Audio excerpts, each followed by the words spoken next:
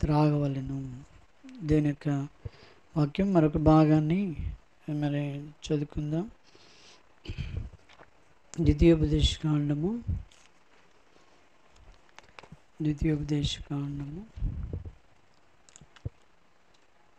28వ అధ్యాయము.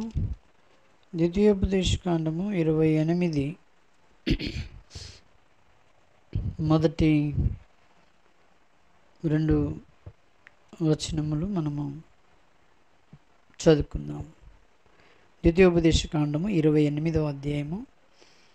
అందరం కలిసి ఈ యొక్క 2 వచనాలు మనం చదువుకుందాం. నీవు నీ దేవుడైన యెహోవా మాట శ్రద్ధగా విని నేడు నేను నీకు ఆజ్ఞాపించిన ఆయన ఆజ్ఞలన్నింటినీ అనుసరించి నడిచిన యెడల నీ దేవుడైన యెహోవా భూమి మీద ఉన్న సమస్త జనముల కంటే నిన్ను హెచ్చించుదు. నీవు నీ దేవుడైన యెహోవా మాట వినిన యెడల ఈ దీవెనలన్నీ నీ మీదికి వచ్చి నేను నీకు ప్రాప్తించిన. ప్రభు సహాయం కొరకై ప్రార్థన చేసుకుందాం.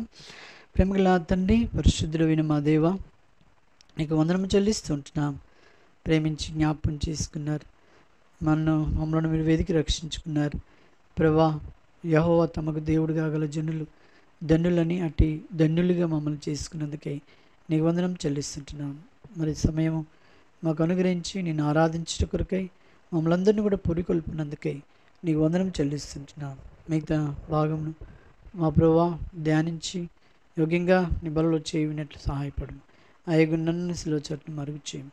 యేసు నామములో స్తుతించి ప్రార్థిస్తున్నాం తండ్రి, ఆమేన్. దేవుని యొక్క వాక్యము మనము చూసినట్టయితే మనము ద్వితీయోపదేశకాండం 28లో చెప్పిన రీతిగా నీవు నీ దేవుడైన యెహోవా మాట శ్రద్ధగా విని.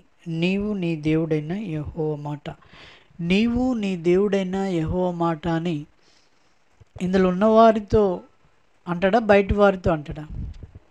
ఇప్పుడు బయట ఉన్నారండి, మన బంధువులు ఉన్నారు, స్నేహితులు ఉన్నారు, చాలా చాలా రకాలుగా ఉన్నారు.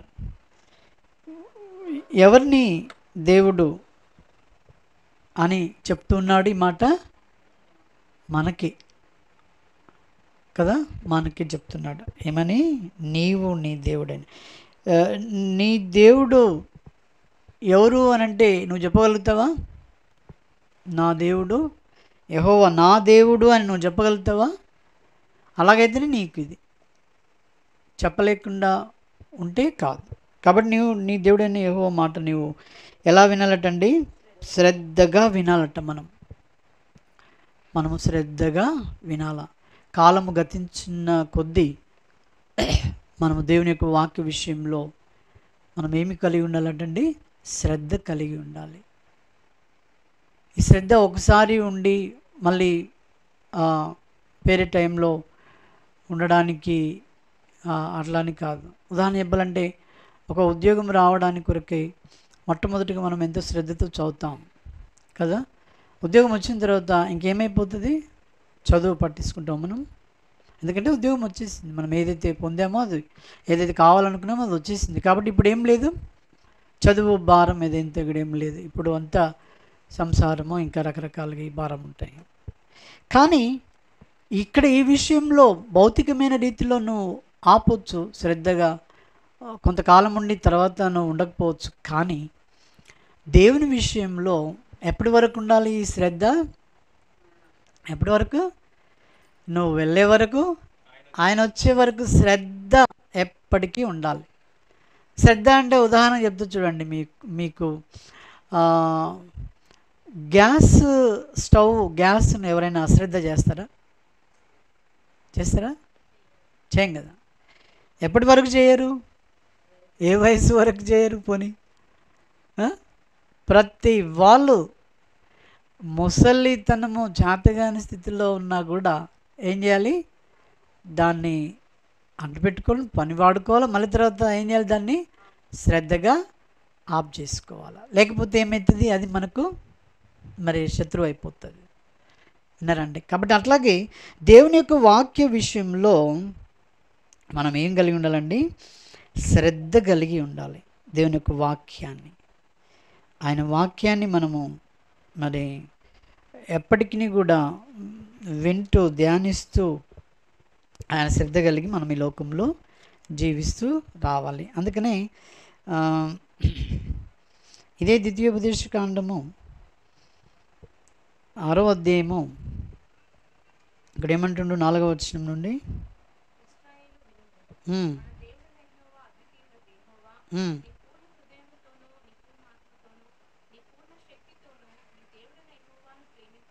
ఉమ్. చాలు. నీ హృదయంలో ఏముండాలి? ఆయన మాటలు, దేవుడైన యెహోవా మాటలు నీ హృదయంలో ఉండాలి. ఎవరితో చెప్తున్నాడు ఈ మాట? చెప్పండి. యేసుక్రీస్తు నందు ఆ దేవుని సంతానమైనటువంటి ఇశ్రాయేలు వారంగా యేసుక్రీస్తు ద్వారా మనమయ్యాం. ఒకప్పుడు మనం ఎలా ఉంటిమి చెప్పండి? ఎఫ్ఎస్సి రాసిన పత్రిక, ఎఫ్ఎస్సి ఎఫ్ఎస్సి 1వ అధ్యాయము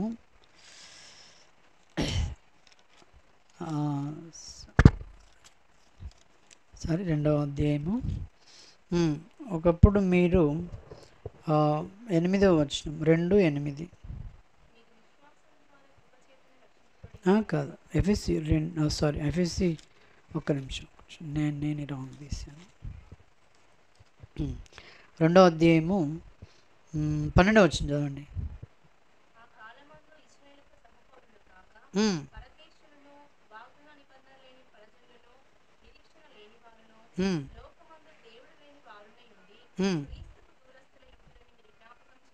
చాలు. ఒకప్పుడు ఎలా ఉన్నామంటే మనము దూరంగా ఉన్నాం. ఇశ్రాయేలుతో సహపౌరులుగా లేం మనం కదండి. పరదేశులంగా ఉన్నాం. మనకు ఒక వాగ్దానం లేదు. ఘోరమైన రీతిలో మనం ఉంటూ ఉన్నామని దేవుని యొక్క వాక్యాన్ని బట్టి చూసి తెలుస్తుంది. మనం ముఖము మంచిగా ఉందా లేదా అని తెలుసుకోవాలంటే ఎక్కడికి పోవాలి చెప్పండి? అద్దం దగ్గరికి పోవాలి కదా. మన హృదయం సరిగ్గా ఉందా లేదా అని తెలుసుకోవాలంటే ఈ వాక్యం అనే అద్దం దగ్గరికి మనము రావాలి. వచ్చినప్పుడు అదొకటి ఏం తెలియజేస్తుందంటే, నువ్వు అసలు నిరీక్షణ లేని వాడివి, ఇశ్రాయేలుతో సహపౌరులుగా లేని వాడివి, అసలు పరజనులో లోకమందు దేవుడు లేని వారుగా ఉంటివి, క్రీస్తునకు ఏమై ఉన్నావు? నువ్వు దూరముగా ఉన్నావు ఒకప్పుడు. అయితే ఇప్పుడు 13వ వచనము,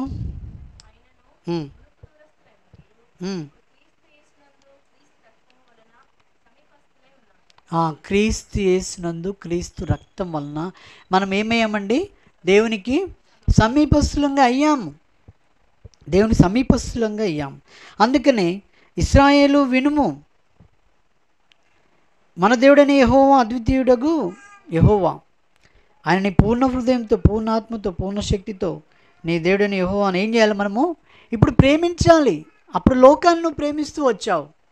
లోకంలో ఇష్టానుసారంగా ఉంటివి, లోకాన్ని ప్రేమిస్తూ. కానీ ఇప్పుడు నువ్వేం చేయాలి? దేవుణ్ణి ప్రేమించాలి. మాకు ఊరికినే ఆడే బొమ్మలు ఏంటి అవి? థియేటర్లో ఆడే బొమ్మలు ఊరికినే, అది కరెంటు వస్తేనే అక్కడ ఆ బొమ్మ పడుతుంది, అది అక్కడ యాక్టింగ్ చేస్తే ఆడ ఎవరు ఉండరు. దాని కొరకు మేము టికెట్లు లైన్ కట్టి దెబ్బలు తిని పోలీసు వాళ్ళతోటి అనకపోయేది. నేను తినలే, మా ఫ్రెండ్స్ తిన్నారు నాకు బదులు, అంటే టికెట్స్ తేవడంలో. ఏంటది కదా? అది కేవలము ఈ లోకంలో దాన్ని ప్రేమిస్తున్న, ఒకప్పుడు అలా ప్రేమిస్తూ ఉంటుంది. కానీ ఇప్పుడు ఏమయ్యామండి? మనము నిజమైన దేవుణ్ణి ఎరిగి ఉన్నాం. ఆయన ఆరాధనలు చూసే మహాదేవుడు, ఆయన భూమి ఆకాశమును సృష్టించినటువంటి సృష్టికర్త అని తెలుసుకున్నాం. ఇంకేం చేశాడు? మనకైన ఆహారాన్ని ఇచ్చి పోషిస్తూ ఉన్నాడు, మనల్ని పోషిస్తూ ఉన్నాడండి. ఆయనకి ఎంత కృతజ్ఞత కలిగి ఉండాలి మనము అనేది మనము నేర్చుకోవాలి. అందుకనే ఆయన ఏమంటుందంటే, కాబట్టి ఇప్పుడు మీరు ప్రేమించండి. 6వ వచనం ఏమన్నాడు? నేడు నేను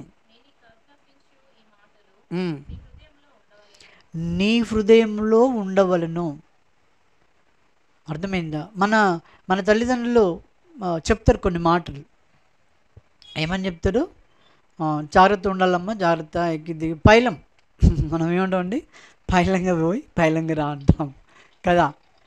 అయితే ఈ యొక్క ఆ స్థితిని మరి ఆ మాటలు జ్ఞాపకం పెట్టుకొని ఈ లోకంలో ఉంటూ ఉంటాము. అయితే దేవుడు ఏమంటున్నంటే ఇక్కడ ఆయన యొక్క మాటలను మనం ఏం చేస్తూ రావాలట? హృదయంలో ఉండవలను. ఆయన మాటలు మన హృదయంలో ఏం కావాలండి? ఉండాలి. మన హృదయంలో ఉంటే మనము ఎవరి ఆకలి తీర్చినట్టు ఉంటుంది తెలుసా? నీ ఆత్మ, నీ ఆత్మ యొక్క ఆకలిని తీర్చిన వాడవుగా ఉంటావు. ఎప్పుడు? ఆయన మాటలు నువ్వు చదువుతున్నప్పుడు, ధ్యానిస్తున్నప్పుడు, ఆయన మాటలు వింటూ ఉన్నప్పుడు, అప్పుడు నీకేమవుద్దండి? ఆయన యొక్క ఏం చేస్తున్నట్టు? ఆ ఆత్మ యొక్క ఆహారాన్ని మనము కడుపు నిండే దానికి ఇస్తూ ఉన్నట్టు మరి భావము. కాబట్టి మనం ఏం చేసి రావాలండి? దేవుని యొక్క వాక్యము మనకు తెలుసు. రోమిలు రాసిన పత్రిక 10వ అధ్యాయము 17వ వచనం. రోమా 10:17. రోమా 10:17 అక్కడ ఏమంటుంది చూడండి. కాగా వినుట వలన విశ్వాసము కలుగును.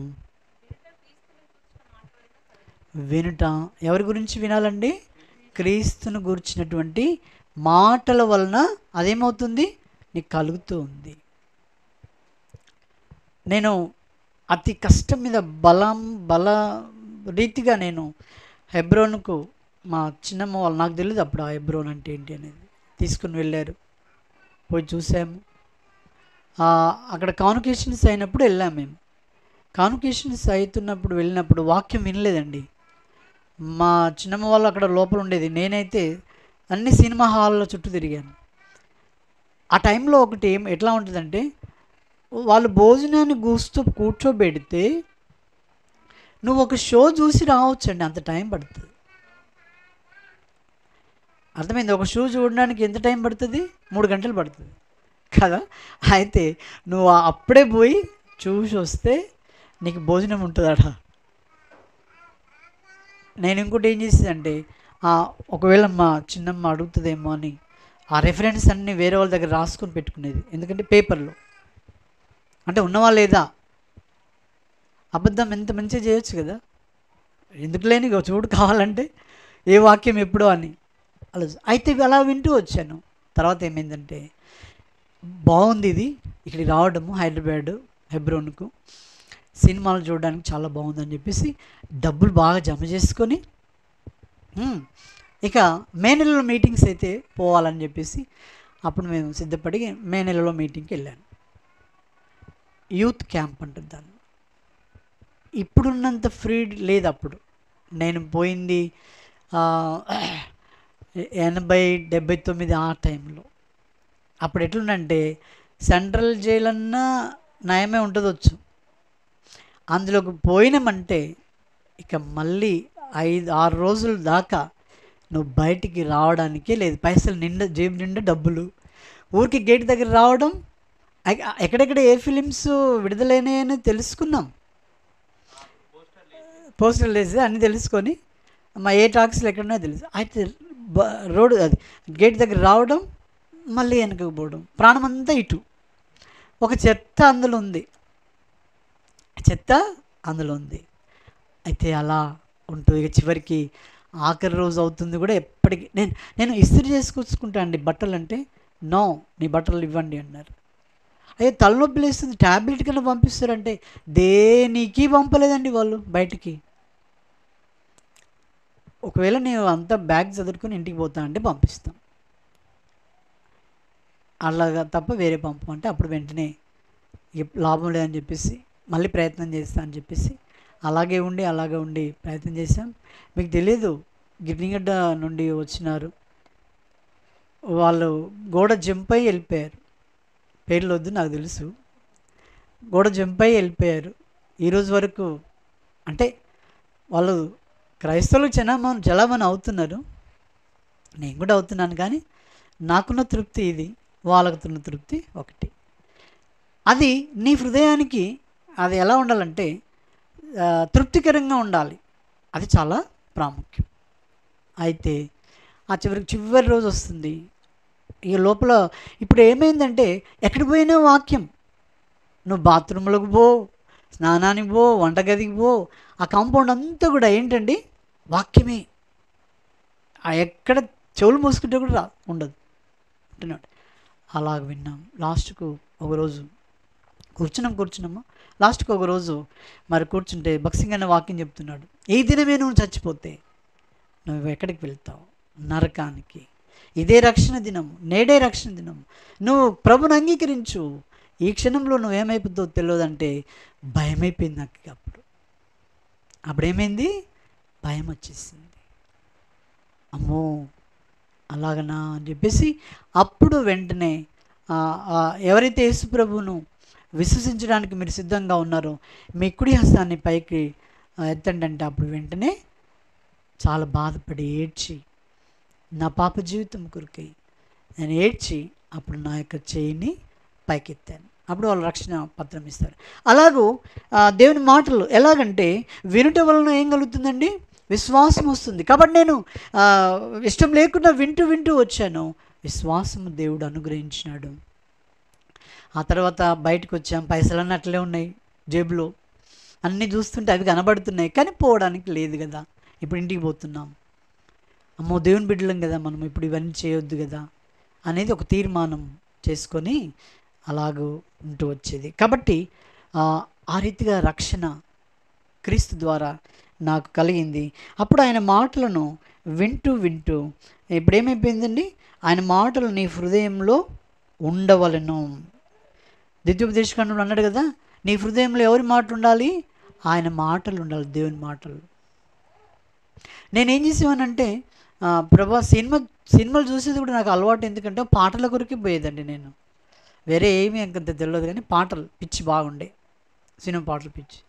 అయితే నేను కనీసం పాటల కొరకన్నా పోదామని కూడా కొద్ది రోజులు అనుకున్నాను అట్లా. కానీ దేవుడు అది కూడా ఒప్పుకోలేదు. సరే, అది అయిపోయింది. ఎందుకంటే నాకు ఎక్కువ బాగా గుర్తు ఏంటంటే మా అమ్మమ్మ అప్పట్లో, ఇప్పుడైనా మనకు అన్నీ అడ్వాన్స్గా తెచ్చిపెట్టుకుంటున్నాం కదా. అప్పుడు మా అమ్మమ్మ 10 పైసలు ఇచ్చి నూనె పట్టుకరా పోరా పిల్లగా అనేది. కోపల షాపుకి పోయేది, నూనె తెచ్చేది. జీలకర్ర తీసుకురా పో అంటే అప్పుడు 5 పైసలు అక్కడ ఇచ్చి జీలకర్ర తెచ్చేది. అప్పుడు పైసకు బొబ్బడం అనేది ఉండేది ఒకటి. ఇవన్నీ చేస్తూ ఉండేది. అయితే జీలకర్ర తీసుకురా అని మా అమ్మమ్మ పంపిస్తే నాకు ఎట్లా అయ్యేదంటే దారిలో పోతుంటే అప్పుడు వివిధ భారతి అని వచ్చేది కదా, వివిధ భారతి చిన్న ఇట్లా పాట స్టార్ట్ కాగానే నాకు అతను అక్కడ నిలబడేది. అక్కడ ఒక పాట వచ్చేది, నేను నిలబడేది. ఇక మా అమ్మమ్మ ఏం తెమ్మన్నదో అనేది మర్చిపోయి అక్కడికి పోయి ఇంకోటి తీసుకుని పోయేది అమ్మమ్మ దగ్గరికి. పోతే ఇక మా అమ్మమ్మ తిట్టేది. మళ్ళీ పోయి ఇప్పుడు జ్ఞాపకం పెట్టుకొని అది అనుకుంటూ పోయి తీసుకొని వచ్చేది. ఎందుకంటే మరి అలాంటి శోధనలో మరి పడుతూ వచ్చేది. కాబట్టి మరి దేవుని యొక్క వాక్యము ఇప్పుడు ప్రభువును విశ్వసించిన తర్వాత, ఎప్పుడైతే నా పాప జీవితం కొరకై ప్రభు దగ్గర ఏడ్చి ఒప్పుకున్నానో, రక్షింపబడ్డానో, అప్పటి నుండి దేవుని వాక్యం నాకు ఎలా అయిందంటే నా ఆత్మకు ఎంతో మధురంగా అయిపోయింది. అర్థమైందా? అప్పుడు నేను దేవుని వాక్యం ద్వారా నేను ఒకటి ఏం నేర్చుకున్నానంటే ఈవెన్ మా డాడీ కూడా వాక్యానికి వ్యతిరేకంగా చెప్పితే నేను ఒప్పుకోను. అదే రక్తం బట్టి పుట్టిన పిల్లోడు కదా, తండ్రి మాట వినాలంటే నో, దేవుని వాక్యానికి వ్యతిరేకంగా వినకూడదు. దేవుని వాక్యాన్ని బట్టి వాళ్ళకు నేర్పించు, ఆ మాటలు వాళ్ళు చేయడానికి నువ్వు ప్రయత్నించే. కానీ దేవుని యొక్క వాక్య విషయంలో మీకు ఉదాహరణ చెప్తాను ఒక మాట. ఏమంటే నాకు మ్యారేజ్ అయిన తర్వాత మా శామ్ పుట్టాడు. దానికంటే ముందు చిన్న బాబు పుట్టాడు, కానీ ఒకటే రోజు ఉండి ఆయన వెళ్ళిపోయాడు. అప్పుడే నాకు గుర్తొచ్చింది ఏంటంటే యెహోవా ఇచ్చును, యెహోవా తీసుకొని పోయానని. ఆ వాక్యం చదువుకుని హాయిగా ఉన్నాను నేను, ఎందుకంటే అది ఆయనది. తర్వాత మా శామ్ పుట్టిన తర్వాత మా డాడీ ఏమన్నాడంటే నేనే పెడతారా పేరు అన్నాడు. ఎందుకు అనంటే నువ్వు పెడితే అంత బైబిల్లోకి వెళ్ళి పెడతావు, నేను పెడితే ఇటు అటు కలిసి ఉంటాయి, అట్లా పెడతా నేను అన్నాడు. అంటే నాన్న నీకు తెలియక అట్లా పెడతావు, కానీ దేవుని వాక్యం నాకు తెలుసు, డైరెక్ట్గా అదే ఉండాలి, దేవుని వాక్యంలో ఉండేది అదే ఉండాలని చెప్పేసి అప్పుడు వెంటనే ఆయనకి ఏమని శామ్యుయల్ అని, జోసెఫ్ పుట్టినప్పుడు కూడా అంతే, జోసెఫ్ అని. ఇవన్నీ ఎక్కడున్నాయి పేర్లు? ఇవి బైబిల్లో ఉన్నాయి. మా డాడీ ఎన్నో కలలు అన్నాడు. అంటే నా డాడీ నేను ఏమంటున్నానంటే, వాక్యంలో ఉన్నదాన్ని నువ్వు చెయ్యి, నువ్వు అంగీకరించు, నేను అంగీకరిస్తాను.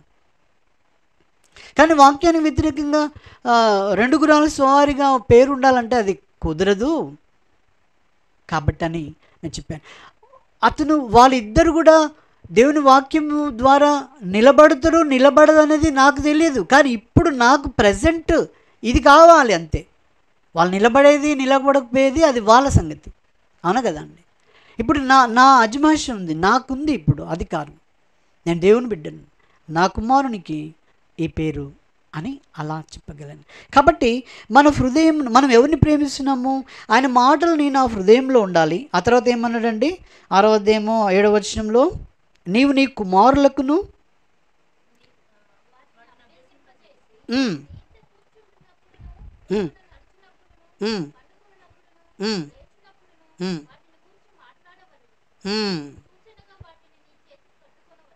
చాలు చాలు. ఇక్కడ వాటి గురించి ఏం చేయాలటండి, మనం మాట్లాడాలి. వాటి గురించి మనం ఏం మాట్లాడాలి? దేవుని గురించి మాట్లాడాలి. మనం మత్తయి సువార్తలో మనం చూసాం, హృదయం నిండి ఉన్న దాన్ని బట్టి నోరేం చేస్తుందట, మాట్లాడుతుంది. మరి మన పిల్లల దగ్గర మాట్లాడాలంటే ఏమి నిండాలా? దేవుని వాక్యం నిండాలి మన హృదయంలో. మన హృదయంలో ఏం నిండాలండి? దేవుని యొక్క వాక్యం నిండాలి. కానీ ఇంకా వేరే ఏది కూడా నిండకూడదు. దానివల్ల వారికి నష్టం అన్నట్టు, మనం నష్టంలోనికి తెస్తున్నాము.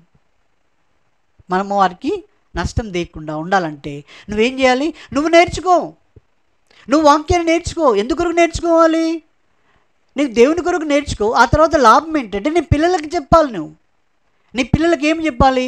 నాన్న దేవుని యొక్క సంగతులు, దేవుడు మనల్ని బ్రతికిస్తున్నాడు, దేవుడు రక్షకుడు, దేవుని యందు విశ్వాసం ఉంచాలి, ఆయనే, నేను కాదు ఆయనే అని మనం తెలియజేస్తూ ఉండాలి. నువ్వు నీ కుమారులకు వాటికి అభ్యసింపజేయాలి. నేను విన్నాను, చైనా దేశంలో చిన్నపిల్లలప్పటి నుండి కూడా వాళ్ళు ఏం చేస్తారటంటే, చిన్నపిల్లలప్పుడే దేవుడు లేడని వాళ్ళ చెవులలో బాగా గట్టిగా అంటూ ఉంటే, వాళ్ళు పెద్దగా అయిన తర్వాత, అది ఏం దేశం అండి? అది కమ్యూనిస్ట్ దేశం. వాళ్ళు పెద్దగా అయిన తర్వాత పలకరిస్తే చాలు, వాడు ఏమంటాడు? లేడు అంటాడు. ఎందుకు? ఎక్కడి నుండి వచ్చింది ఇది? తెలండి. ఇప్పుడు మరి అలాంటి స్థితిలో మరి నేర్చుకుంటే ఎంతో భయంకరము. అందుకని ఇక్కడ ఏమంటున్నాడు, మనకు తేటగా చెప్తున్నాడు, నీ పిల్లలకు నువ్వు అభ్యసింపజేసి, నీ కుమారులకు కుమార్తెలకు అభ్యసింపజేయి. నీ ఇంట కూర్చున్నప్పుడు, లేచినప్పుడు, త్రోవ నడుచున్నప్పుడు, పడుకున్నప్పుడు. ఈ కాలంలో ఎట్లుందంటే, త్రోవలు పోతున్నా పంచాదే, ఇంట్లున్నా పంచాదే. తల్లిదండ్రులు పంచాయతీ చేసుకుంటే పిల్లలు ఏం వింటారు? ఓహో గిట్లే ఉండాలి కావచ్చు అనుకుంటారు వాళ్ళు. ఇట్లే ఉండాలి కావచ్చు అని వాళ్ళు అనుకుంటారు. ఒక తల్లిదండ్రులు ఒక మన్మన్ని, అంటే ఒక కొడుకుని పెట్టుకొని ఒక దగ్గరికి వెళ్ళారట. నేను అది చూశాను. అయితే వెళ్ళినప్పుడు భార్యను కొడుకును అక్కడ కారులో పెట్టి ఈయన అక్కడికి వెళ్ళాడు.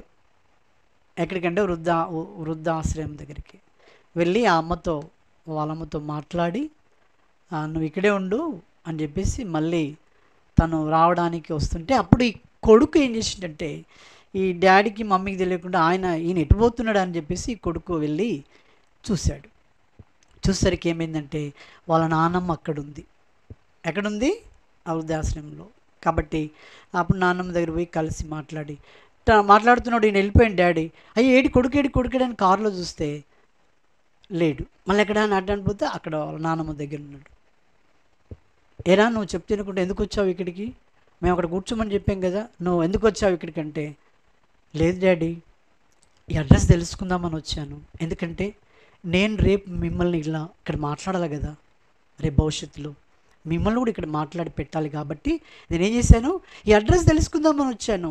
వీళ్ళకి చేసిన గతి రేపు నేను నీకు చేయాలి కదా ఆ గతి, అందుకని నేను తెలుసుకోవడానికి వచ్చాను అని చెప్పాడు. కాబట్టి మనం దేవుని బిడ్డలముగా మనం ఏం నేర్పిస్తున్నాం మన పిల్లలకు? మనకు అభ్యసింపజేయాలి వారిని. ఎందుకంటే దేవుడు ఏ సమయంలో వస్తాడని చెప్పిండంటే, టైం చెప్పాడు? ఎవరికైనా చెప్పరు? టైం చెప్పాడా? మా మిస్సెస్ నాకు కొంచెం గొడవ అయినప్పుడు ఏమైందంటే, అంత కోపం పెట్టుకోక, ఇప్పుడే ప్రభు వస్తే మరి నువ్వు ఇక్కడ విడిచిపెడుతూ కోపం తగ్గించుకో, ప్రేమించు, నేర్చుకో అనేది. ఆమె ఎంత కోపం చేసినా నేనైతే అంటే సరే అని ఉంటుంది. ఎందుకంటే మనం ఆ భయము. పామ్ ఏమ్ అని ఒక ఎయిర్పోర్ట్ ఉందండి. ఎయిర్పోర్ట్ ఇప్పుడు మన దగ్గర ఉన్న హైదరాబాద్లో ఏ ఎయిర్పోర్ట్ అంటారు మనము? శంషాబాద్ అది ప్లేస్, కానీ రాజీవ్ గాంధీ స్టేడియం ఇంటర్నేషనల్ అవి అంటారు. అట్లాగే పామ్ ఏమ్ అనే ఎయిర్పోర్టు ఉందట. దాంట్లో మరి వారు నడిపిస్తారు కదా, ప్లేన్ నడిపించే వాళ్ళు ఏం చేశారంటే, ఆ ప్లేన్ నడిపించే వాళ్ళను ఇద్దరిని పెడతారట. ఈ ఇద్దట్లో ఒక వ్యక్తి రక్షింపబడి ఉండాలి అని అంటారట వాళ్ళు. ఒక వ్యక్తి రక్షింపబడి ఉండాలి అంటారట. ఎందుకు అంటారు ఆ మాట వాళ్ళు తెలుసా? ఒకవేళ యేసుప్రభు వస్తే ఆ ప్లేన్ రక్షణ లేనివాడు నడిపిస్తే ప్లేన్తో సహా మనం చచ్చిపోతాం. రక్షణ ఉన్నవాడు ఉంటే అతను మరి డ్రైవ్ చేయడానికి లేకపోతే అన్ని విధాలుగా మరి ఉంటుందని చెప్పేసి ముందు అడ్వాన్స్గా వాళ్ళు ఇప్పటికీ అది బుక్లో రాశారు, ఎప్పుడో రక్షింపబడినట్టు. కాబట్టి రక్షణ అనేది చాలా ప్రాముఖ్యం. రక్షింపబడిన వారిలో ఏమి క్వాలిటీస్ ఉంటాయంటే, దేవుని వాక్యాన్ని ప్రేమించడం, దేవుని వాక్యాన్ని చదవడం, ఈ పిల్లలకు నేర్పించడం, ఎంతవరకు నేర్పించడం, సాక్షిగా జీవించడం, ఇది దేవుని బిడ్డల యొక్క లక్షణమై ఉంటుంది. దేవుని బిడ్డల యొక్క లక్షణం. అందుకే మరి మనం ఊరికనే మనం ఏం చేస్తామంటే, మన పిల్లలు పుట్టగానే ఆహా ఓహో నువ్వు అలాగున్నావు ఇలాగున్నావు అని అంటాం. కానీ మరి కీర్తన 127లో ఒక మాట అన్నాడు, ఏమన్నాడు? బహుమానము. దేవుడిచ్చిన కుమారులు కుమార్తెలు మనకేంటంటే వారు బహుమానం అన్నాడు. బహుమానం అంటే మరి దాన్ని ఎంత శ్రద్ధగా చూసుకోవాలి మనము కదా, దాన్ని శ్రద్ధగా చూసుకోవాలి. ఈ బహుమానంలో మరి చాలా జాగ్రత్త పాటించాలని ఈ ద్వితీయోపదేశకాండం 6వ అధ్యాయం చెప్తూ వచ్చాడు. మొట్టమొదటిగా దేవుని యొక్క వాక్యము మరి మన హృదయంలో ఉండాలి. మన హృదయంలో ఉండాలి. ఎందుకంటే నీ హృదయం నిండి ఉన్న దాన్ని బట్టే కదా నోరు మాట్లాడుతూ ఉంటుంది కదా అండి. నీ మాటలు నీ బిడ్డలకు, నీ పిల్లలకు, ఇతరులకు తెలియాలంటే నీవు రక్షింపబడిన బిడ్డడు కాబట్టి ఇప్పుడు నీ పనేంటి? దేవుని వాక్యం వినడమే, దేవుని మాటలు వినడమే, దేవుని మాటలు నీ హృదయంలో ఉంచుకోవడమే. అది కలిగి ఉండాలి. మరి మత్తయి సువార్తలో యేసుప్రభుతో ఒక మాట చెప్పాడు, ఏమంటే ఆయన ఎప్పుడు కూడా జగడమాడని వాడు కానీ పేరు వచ్చింది. ఎవరికి? మత్తయి సువార్త చూడండి, యేసుప్రభు వారికి. మత్తయి సువార్త 12వ అధ్యాయము, మత్తయి సువార్త 12వ అధ్యాయము 19వ వచనం చదవండి. ఈయన జగడమాడడు, కేకలు వేయడు. ఈయన జగడమాడడు, కేకలు వేయడు, వీధులలో శబ్దము వినబడదు. అర్థమైందా అండి? అంటే ఈయన ఎవరు? ఈయన యేసుప్రభువారు.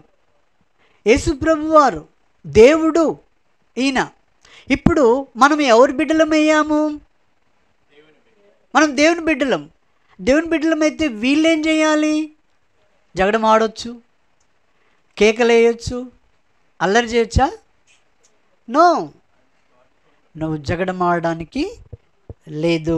కేకలు వేయడానికి. కేకలు జగడం ఎవరు చేస్తారండి? శరీర సంబంధులు. పైన ఏముంది? అన్యజనులు. అన్యజనులకు ఏం కావాలండి? అల్లరే కావాలి, కేకలు కావాలి. చూసుకుందాం. ఒక మాట అంటే 2 మాటలు, చెడు మాటలు, గందరగోళం, హృదయము కంపు. వారి హృదయం ఎలాంటిది? కంపుతో నిండినటువంటి హృదయం. కాబట్టి జగడమాడకుండా, కేకలు వేయకుండా వీధులలో, నీ వీధుల్లో, నీ స్ట్రీట్లో ఎలా ఉండాలంటే నీవు శబ్దం ఎవరికి వినబడదు. నీ శబ్దము వినబడదండి, వినబడకుండా ఉండాలి. అర్థమైందా? కాబట్టి మనం అట్లు దేవుని వాక్యాన్ని మనం కలిగి ఉంటే నువ్వేం చేస్తావు? వీటికి విరుద్ధంగా మరి ఏం చెయ్యవు. దేవుని మాటలు నీలో లేవనుకుంటే నీలో నుండి జగడం వచ్చేస్తుంది, నీలో నుండి అల్లరి వచ్చేస్తుంది, నీలో నువ్వు. ఇప్పుడు ఉదాహరణ చెప్పాలంటే ఈయన ఎవరండి? ఈయన శబ్దము ఎవరికి వినబడదు అంటే ఏంటి? ఆయన మౌనంగా ఉన్నాడు కదండి. ఒక ఆయన మౌనంగా ఉన్నాడు మత్తయి సువార్తలోనే. ఎవరు ఆయన చెప్తాను పేరు, ఎందుకంటే మిమ్మల్ని సస్పెన్స్గా అడగడం కాదు. కానీ మత్తయి సువార్త మొదటి అధ్యాయం చూడండి, త్వరగా తీసారా? మత్తయి సువార్త మొదటి అధ్యాయము 18వ వచనం.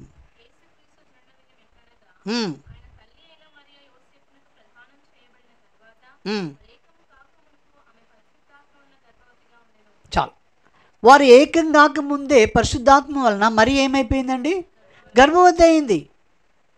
ఇప్పుడు ఈయన ప్రదానం చేసిన వ్యక్తి ఎవరు? యోసేపు. ఇప్పుడు చూడండి ఆ యోసేపు ఏం చేస్తున్నాడో చూడండి. ఆ భర్త అయిన యోసేపు నీతిమంతుడై ఉన్నాడు.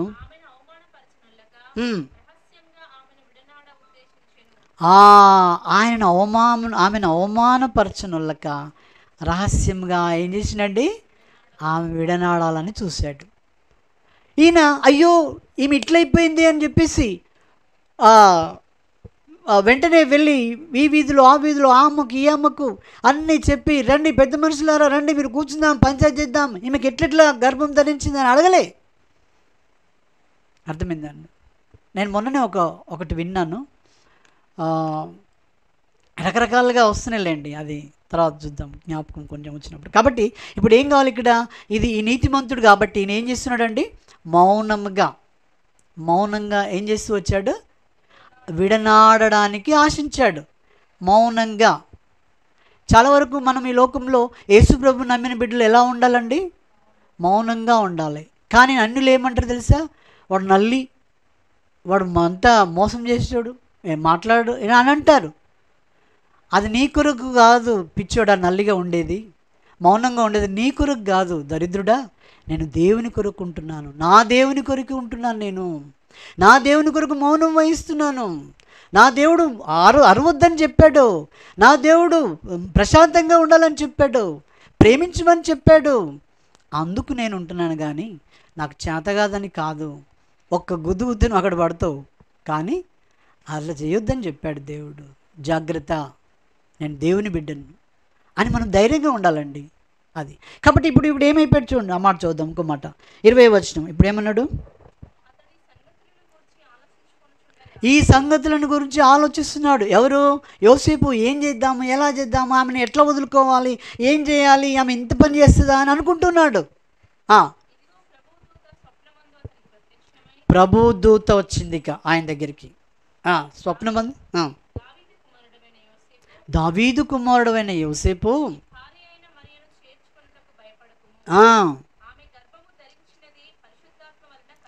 చాలు, నువ్వు భయపడకు, నువ్వు అవమానపడకు, నువ్వేం లేదు. ఆమె పరిశుద్ధాత్మ ద్వారా ఆమె గర్భం ధరించింది కాబట్టి నువ్వు ఆమెను చేర్చుకో, నువ్వు చేర్చుకో అన్నప్పుడు ఈయన యేసేపు ఎలాంటి వాడండి? నీతిమంతుడైనటువంటి వాడు. అనగా ఈయన దేవుని మాటలు వింటూ ఉండేవాడు, దేవుని మాటలకు విధేయత కలిగేవాడు. అందుకనే దేవదూత చెప్పగానే వెంటనే భార్యను చేర్చుకున్నాడు, మరియను చేర్చుకున్నాడు. ఆమెకు చేయవలసినటువంటి సేవ ఎంతో ప్రేమతో ఆయన చేస్తూ వచ్చాడు. ఏ మాత్రం కూడా అనుమానం లేకుండా ఆమెతో ఆ రీతిగా సేవ చేస్తూ వచ్చాడు.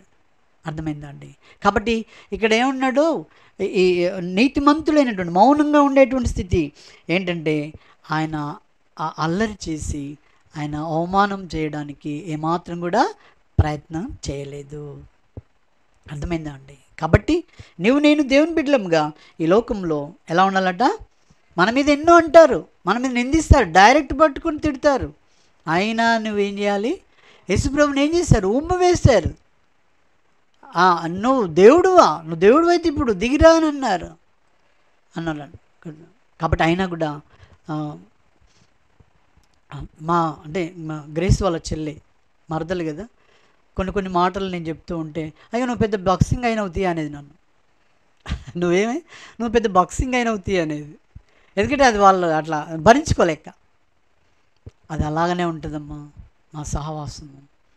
దేనిని కూడా లోకాన్ని ప్రేమించడానికి కుదరదు. కాబట్టి జాగ్రత్త దేవుని బిడ్డలు. అలాగూ తను బాప్టిస్ట్లో ఉన్న తనను నేను తిరిగి సహవాసంలోనికి తను రాగలిగింది, ఆరాధన నేర్చుకోగలిగింది, దేవుడంటే భయము అవన్నీ కూడా తను నేర్చుకోగలిగింది. అదెంతో సంతోషం. ఆమె ఏం పెట్టిపోయిందని కాదు. నేను గ్రేస్తో ఒక మాట అనేది, నా ఆస్తి ఏం తెలుసా, అప్పట్లో ఈ బైబిల్ ఇది గోల్డ్ అయింది. ఇది గోల్డ్ తెలుసు కదండి, ఇది గోల్డ్ కలర్. ఇంకోటి సిల్వర్ కూడా వచ్చింది, తర్వాత రెడ్ ఉన్నది. నేను అన్నాను, నాకున్న ఆస్తి గోల్డ్ బైబిల్, ఇదే బంగారం నీకు కానీ ఇచ్చేది. నాకున్నది ఇదే ఆస్తి, ఇది నేను చదువు. నువ్వెంతో పాపం ఆమె చదివింది, ఆమె ముందు వెళ్ళింది, చాలా ధన్యురాలు కదా అండి.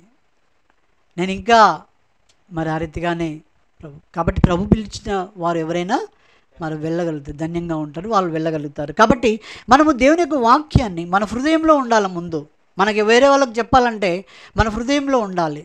ఇప్పుడు అన్ని జనులు ఏం చెప్తారు తెలుసా అండి, కొన్ని విషయాలు చెప్తా. వాళ్ళ హృదయంలో నిండి ఉంటుంది కాబట్టి అయ్యో కుడి కాలు పెట్టు అంటారు. వాళ్ళ హృదయంలో నిండి ఉంటుంది కదా, అంతేనా? మన హృదయంలో ఏమి ఉండాలా? ఏ కాలు పెట్టినా దేవుడే, ఏ రోజైనా దేవుడే. దినాలు చేయడం, అవి చేయడం, ఇవి చేయడం, ఇవన్నీ కూడా అది అన్నిల యొక్క ఆలోచన, శరీరంలో ఉన్నటువంటి మనుషుల యొక్క ఆలోచన. నేను ఇప్పుడు దేవుని బిడ్డను, దేవుని ఆత్మ. మరి మత్తయి 10:20 చెప్పినట్టు తండ్రి ఆత్మ ఎవరిలో ఉంటున్నాడు? మనలో ఉంటాడు. ఆయనను పోషించు, ఆయనను బలపరచు, ఆయనకు సరైన ఆహారం ఇవ్వు. అంతేగాని నువ్వు ఆహారం భుజించకుండా నువ్వు భక్తిగా పోతా అంటే కుదరదు, అలా ఉండలేవు నువ్వు. కాబట్టి ఆయన యొక్క మాటలు మనం మన హృదయంలో ఉంచుకోవాలి. ఆ తర్వాత ఎవరికి నేర్పాలండి? మన పిల్లలకు, మనకు, ఆ తర్వాత మన ఎక్కడైతే ఉద్యోగాలు చేస్తున్న వాళ్ళందరూ కూడా ఇవన్నీ నేర్పిస్తూ మనం రావాలి. మన ప్రత్యేకత కనబడాలి వాళ్ళకు, వీళ్ళు దేవుని బిడ్డలండి అని కనబడాలి. అలాగ ప్రవర్తించు. నేను వాళ్ళు ఒకటే అనొద్దు. వాళ్ళు నీకు ప్రత్యేకతను కనబడాలి, నీ మాటల్లో, నీ బిహేవ్లో, అందట్లో. నేను ఆ మాట అంటే చెప్తున్నాను. మొన్న కాకతీయలో వస్తున్నాను నేను, నా ముందు ముస్లిం కుటుంబం కూర్చుంది, నేను ఎదురు కూర్చున్నాను. అది గొప్ప విషయం కాదని చెప్తున్నా.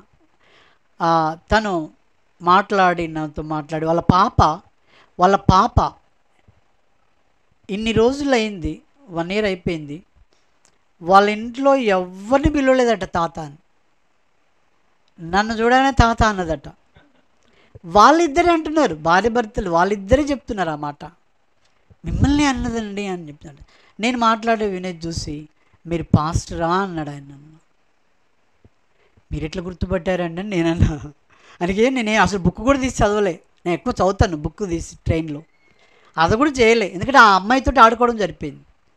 ఎలా గుర్తుపట్టారంటే మీ మాటల్లోనే తెలిసిందండి అన్నాడు. కాబట్టి నువ్వెక్కడున్నా, నువ్వు క్రీస్తు బిడ్డవుగా, నీ యొక్క ప్రేమ, నీ యొక్క విధానము, నీ యొక్క సమస్తమును కూడా చూసేవారుగా ఉంటారు. దేవుని బిడ్డగా నువ్వు చలామణిక, అప్పుడు నీవు ధన్యుడంగా ఉంటావు. మనకెంతో గొప్ప అవకాశం ఇస్తున్నాడు. కాబట్టి ఆ రీతిగా బలలో పాలు పొందేవారు మన హృదయంలో ఏం నిండి ఉండాలండి? దేవునికి వాక్యం నిండి ఉండాలి. హృదయంలో నిండి ఉన్న దాన్ని బట్టి నోరేం చేస్తుందట? మాట్లాడుతూ ఉంటుందట. నువ్వు వంట చేస్తూ పాట పాడుకో, వంట చేస్తూ మరి విను, వంట చేస్తూ వాక్యం విను. మొబైల్, ఈ దినాల్లో మంచి మొబైల్స్ ఉన్నాయి మనకు, ఏవి ఈ ఆండ్రాయిడ్, ఇవే దాంట్లో వాక్యం హాయిగా వినొచ్చు మనం. అది విను, దాన్ని అట్లా వాడుకో. సమయం ఉన్నప్పుడు చదువు, అప్పుడు నీ హృదయంలోనికి ఆ వాక్యము వెళ్తూ ఉంటుంది. మొన్న నేను మీటింగ్స్ పోయినప్పుడు ఒక ఆయన టాకింగ్ బైబిల్ అమ్మారు. టాకింగ్ బైబిల్ అంటే అది జస్ట్ ఇట్లా ఆన్ చేస్తే వాక్యం చదువుతూనే ఉంటుంది. అది వాక్యము చదువుతుంది. మా వాళ్ళందరూ బోర్డు కొనుక్కున్నారు, నేను కూడా ఒకటి తెచ్చుకున్నాను. అంటే ఇది సరిపోక మళ్ళీ అది కూడా వినొచ్చు అన్నట్టు. ఇప్పుడు నువ్వు ఈరోజు ఏ అధ్యాయం చదివినావు అది నీకు గుర్తుండకపోవచ్చు, కానీ ఆ అధ్యాయాన్ని నువ్వు అందులో పెట్టుకుంటే, నువ్వు వంట చేసే దగ్గర పెట్టుకో, నువ్వు ఎక్కడైనా పెట్టుకో, అది చదువుతూనే ఉంటుంది వాక్యం చదివినట్టే. కాబట్టి నువ్వు నీ హృదయంలో నింపుకో. ఎలా చేసినా నువ్వు నింపుకొని ప్లాన్ చేయి. ఎందుకంటే చాలా కష్టము. మన హృదయం ఎలాంటిదంటే శరీరంతో కూడినటువంటిది. కాబట్టి దాన్ని కష్టపడి నింపాలి, సమయం ఇవ్వాలి. అలాగైతే మన హృదయము ఏముంటుందండి? దేవుని యొక్క వాక్యం చేత నింపబడి ఉంటుంది. అట్లా నింపబడితే మనం ధన్యులమండి. అంతకంటే ఇంకేం లేదు ఈ లోకంలో. నువ్వేమి సంపాదించినా నేను దరిద్రుడన్నా పర్లేదు, కానీ దేవుని వాక్యంలో నువ్వేమై ఉండాలండి? ధన్యుడుగా ఉండాలి. అది చాలు. మత్తయి సువార్త 6వ అధ్యాయంలో ఏమంటాడు 33లో? మొదట ఆయన రాజ్యమును నీతిని వెతకండి, అప్పుడు ఏం కావాలో నీకు ఇస్తా అని చెప్పాడు. నేనైతే అదే నేర్చుకున్నాను. కానీ ఇవన్నీ ఇచ్చాడు దేవుడు. ఆయన ఇస్తాడని నాకు తెలియదు లేదు, ఆయనే ఇచ్చాడు. కాబట్టి మనం ఆయన ప్రేమించడం నేర్చుకోవాలి. ఆ రీతిగా మనం పరీక్షించుకొని యోగ్యంగా బలలో చేయవేద్దాం. మనం పరీక్షించుకుందాం. నా హృదయంలో ఏముంటుంది, ఏం వింటున్నావు? వాక్యాన్ని వినడానికి, వాక్యం చదవడానికి, వాక్యం చేత నింపబడడానికి మనము ప్రయత్నం చేయాలి. మోకరించుకుందాం, ప్రార్థన చేసుకుందాం.